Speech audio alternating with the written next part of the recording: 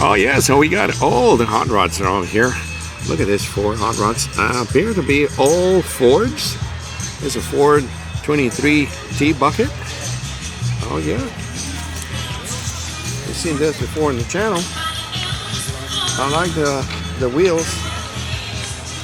They look like the ones they use for VWs or dirt track racers.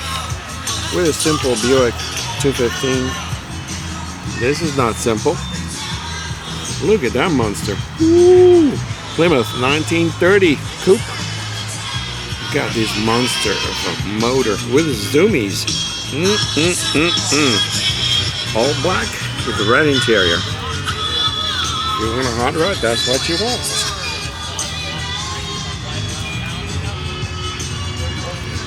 Another hot rod. I love the plumbing on this one. Vietnam vets.